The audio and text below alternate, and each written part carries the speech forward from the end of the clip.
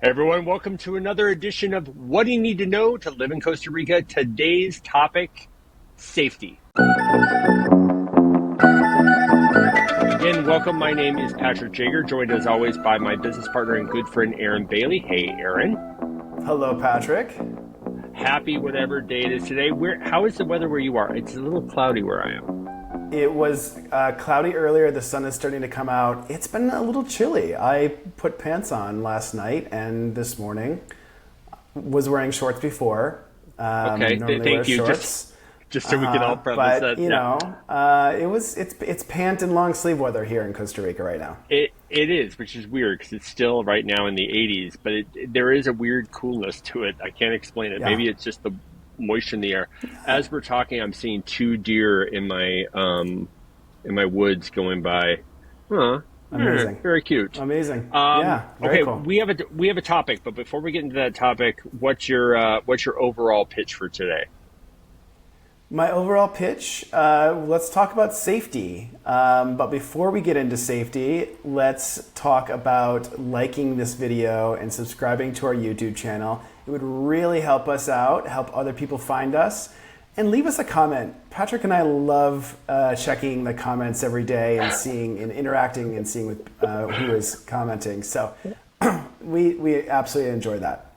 Absolutely. You'll definitely hear back from one of us or both of us. Sometimes it's both.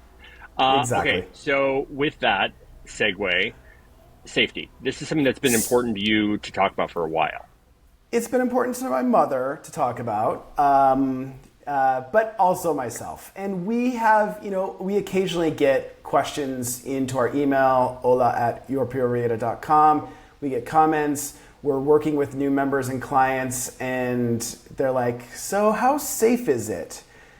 There have been a couple of big articles that have come out in the last 11 months, this year in 2020. It said Costa Rica was the happiest country on earth. Now it's a base for drug traffickers. And the LA Times. I had several friends in the States send me that article. Yeah, exactly. And LA Times on September 14th of this year said, Costa Rica, the once peaceful land of Pura Vida, battles violence as cocaine trade grows. So you get these sensational articles, and everyone, I think, starts to freak out a little bit. So I think it's really important for us to talk about this openly and honestly, and have a conversation. And again, we are not experts here. This is our opinions. This is our observations. We are helping people move to Costa Rica and giving them all of the tools they need to succeed, and that includes both the good and the bad. And so let's talk about safety and why these sensational articles are coming out. These articles are coming out, and how we might see a full, complete picture of really what's going on. There's very specific types of safety issues in this country. I mean, obviously, from a day-to-day perspective, crime is everywhere. Robberies, car theft, petty theft. That's true anywhere, especially anywhere where there's large tourist populations. People forget to lock their doors. They leave stuff on the beach, yada, yada, yada. It might be a person. If you're Manuel Antonio, it might be a monkey. But, I mean, the reality is, that type of theft, that is true globally. Yeah. Yeah, and you're going to get that wherever you move in the United States and Canada. These things happen.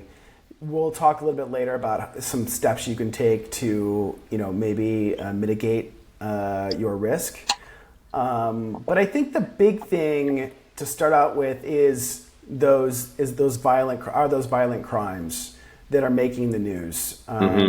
We're probably going to end up in 2023 with around 900 murders in Costa Rica, which is, a lot for a country of 5.3, 5.5 million, something like that.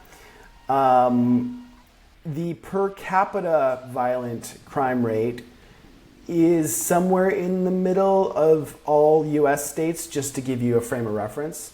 So I think it's important to look at all of the data, right? Look at the news articles in the United States from afar, the news articles in Costa Rica, government data and start comparing all of that. Hmm. Hmm.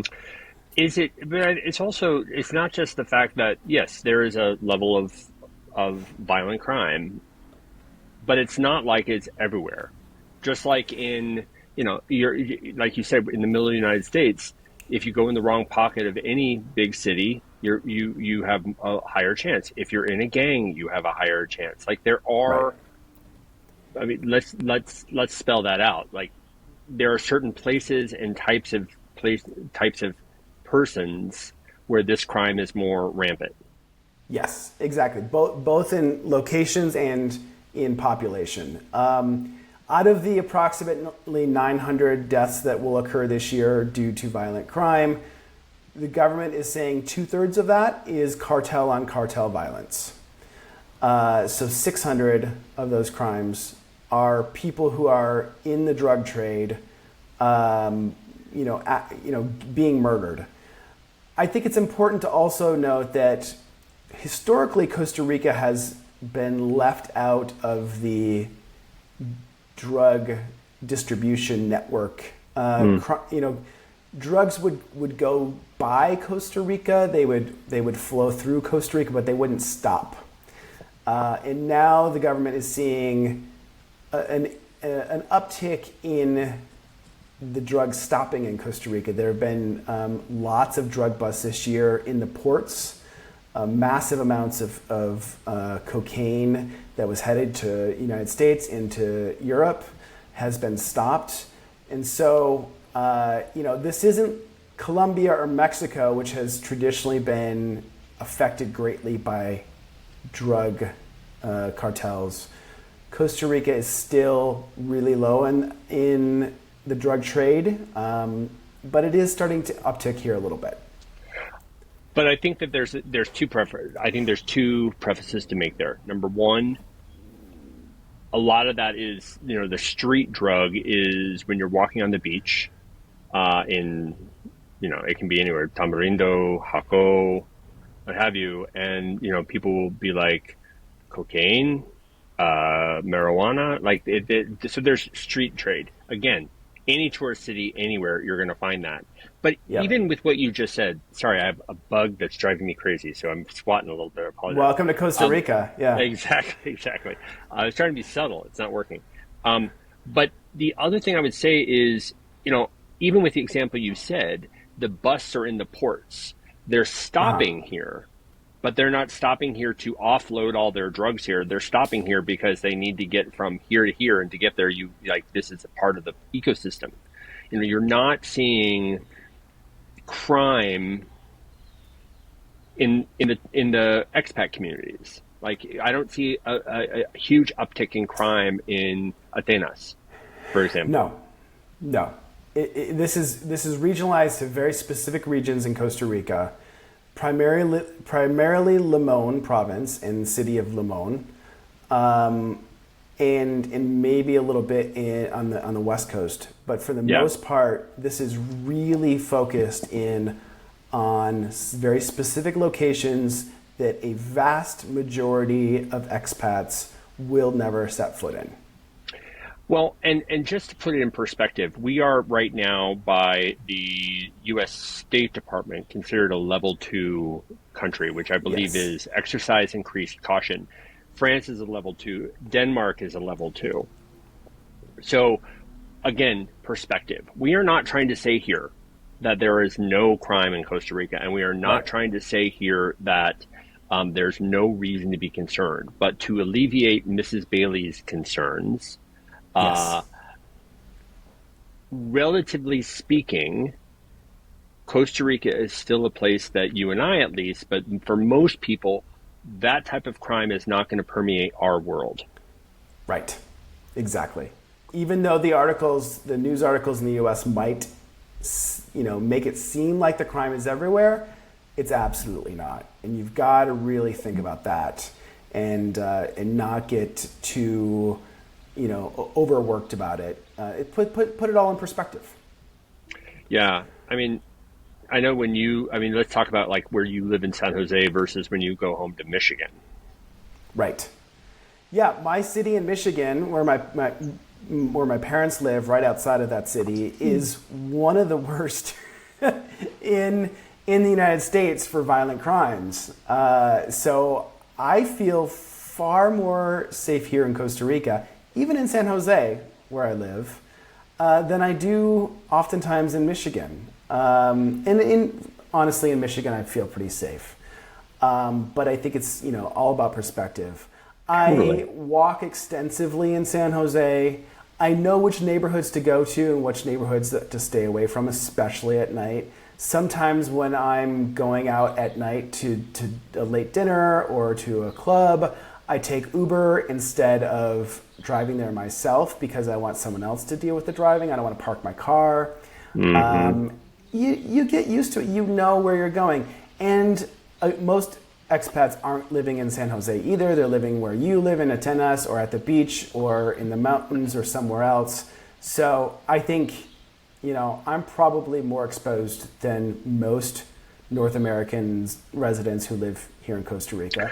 What's it like there in Atenas? The crime spree right now is there is apparently, I've only heard this anecdotally, there are people that are look in a very official vehicle and they're stopping people and they're extorting them for money or they're going to get a ticket. And they're doing it for people that are like, oh my gosh, I don't want a ticket, and they pay. Yeah. I do not call that violent crime. I do not even call that heavy crime. That's still, to me, in kind of the petty crime area. Yeah. You don't hear about a lot of robberies. It's not something we think about. When you hear those things, I think this is the thing. This country is so not, that is not the norm, that when you hear it, you go, holy mackerel. Right. But yeah, to your point, I mean, like if I lived in Jaco, maybe, or like there are certain places I wouldn't walk in the middle of town at night unless I had a lot of people with me. Exactly. But again, that same is true when I'm back home in downtown Denver, depending on where I'm going at night. Like you just like, this is part of it. And I think this gets us to kind of the do's and don'ts. So to summarize where we are now, yes, there is crime in Costa Rica. No, it is not the least crime in North America or in the Central America. There are places that have much less. Are we at Mexico levels? No. Are we at U.S. levels high state? No. We are somewhere in the middle. We are seeing some uptick in certain types of crime and certain types of communities. But overall, you and I feel like we are still in a very safe country. Absolutely. All right, so Aaron, there are things that you can do to just be aware of your activities and how you are in public that will reduce your risk. And some of these I got from the U.S. Embassy website, but it's just common sense. When you're in public, remain vigilant, pay attention to where you're at, who's around you, especially at night. In fact, know that there are certain places you can't go at night, and night happens early here, so it gets dark 6:30. So just adjust your schedule accordingly. And part of that is don't go by yourself, like you said, especially at night. If you really want to go somewhere at night, don't go by yourself. Right, exactly. Avoid flashing, wealth, cash, jewelry, electronics. In my neighborhood, I walk around on my cell phone with my AirPods in and my Apple Watch, no problem. But if I'm going downtown, my phone stays in my pocket. If there's a lot of people around, it's easy for someone to run up, grab my phone, and run off. So the phone stays in the pocket. That's the case in a lot of places that I've traveled in the world. Let people know where you're going as well. My cell phone location, as do a few friends in the US. Little things like that. Make sure you're locking your doors when you're driving. When you're driving down the street, make sure the doors are locked. My car here does not automatically lock when I start to drive, so maybe yours does, Patrick. You're a little fancier than I am. But things like that. Make sure that you're just aware of your surroundings, and you'll be fine. This is such a safe country. It's a lovely place to be affected by this. Yeah. But we thought it important just to talk about it. And we do have resources that we'll put in the comments, just different articles so you can kind of see a various group of perspectives and this U.S. Embassy list. But look at this list. It's the same list I told my kid when he was going out with his friends and he was 13, right? It's not any different. There's nothing unique about what we're saying here. If you don't go in the wrong place at the wrong time doing stupid shit, you're fine. And that is true pretty globally where expats want to live. If you have specific concerns, feel free to write us. hola@yourpuravida.com. We definitely can help you find the right answers. Don't be nervous about moving here. We are not nervous about living here. If you're nervous about certain things, we do a very in-depth survey with our new members to help them really get a sense of what's important, and we can help steer you in the right areas. We want to meet you down here, and we want you to feel comfortable and safe. And don't forget, we've got a bunch of resources on our website, yourpuravida.com/links. Check those out, blog posts and other videos. And shoot us an email, hola@yourpuravida.com. As Patrick said, this hasn't been a fun video because it's never fun to talk about crime, but I'm glad we talked about it in the open and honestly, and would love to hear your perspective in the comments as well. All right, guys, that's it for this one. Next one, we promise, will be much more fun. And until next time, as always, Pura Vida.